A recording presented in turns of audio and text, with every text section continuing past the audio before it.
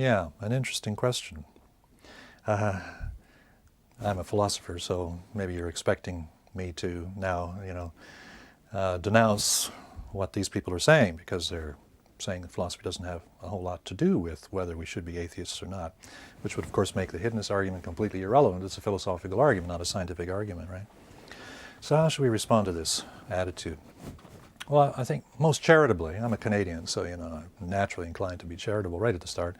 Most charitably, we might take their view as involving the idea that theism is a fairly detailed and dense claim. It includes, among other things, the idea that God has created and designed the world in a manner that is incompatible with some things that science claims, for example, evolution.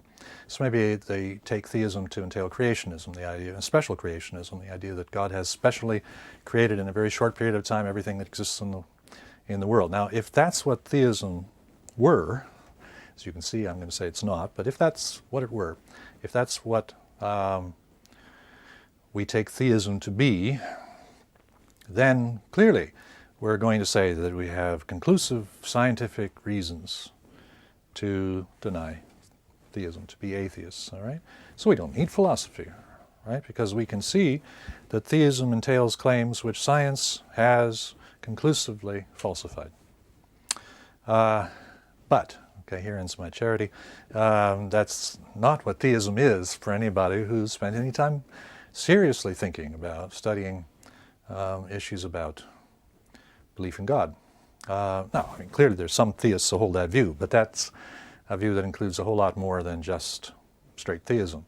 You could be a straight theist believing in God, the creator of the universe, being that has all power, all knowledge, all goodness, and love, and you could pack into it all kinds of subtle philosophical content, and a lot of people do.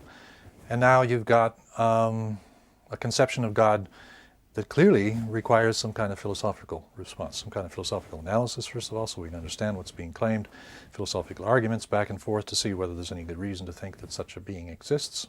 Science might have some role to play, but it wouldn't all by itself be usable as a way of showing that this claim is false. Now, some of the people that are mentioned here, I expect some of these scientists who say that philosophy doesn't have much value are inclined to say they're not terribly interested in that idea of God.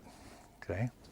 And I think now they show their true colors, because I myself am inclined to think that these people, at least on matters of religion, are not thinkers. We shouldn't construe them as thinkers. They are activists. These are people who see how a certain form of religion, that sort of creationist religion I was talking about earlier, special design and so on, and the belief in that sort of religion on the part of many people, especially in parts of North America, Europe too, stands in the way of the progress of science. Okay? And these are people who are really, really frustrated at how, for example, belief in evolution doesn't just spread around the world, right? And they would like to make that possible, and so they naturally are inclined to resist this sort of belief. This is what they're interested in, this kind of belief. As activists, they want to get rid of this kind of belief. And of course, to do that, all that you really should need is science. But if we're thinking about theism, and we're not just activists, we want to be taken seriously as thinkers on the matter, then immediately we're going to bump into issues about which only philosophy can really illuminate us, potentially. For example, for that more sophisticated idea of God that I was saying somebody might develop, how are you going to refute that using science? What's your best bet? Well, it's going to be something like this: using science, the progress, the great success of science, to support the view that I've called naturalism, metaphysical naturalism, okay? To argue that given the success of science, we should be naturalists.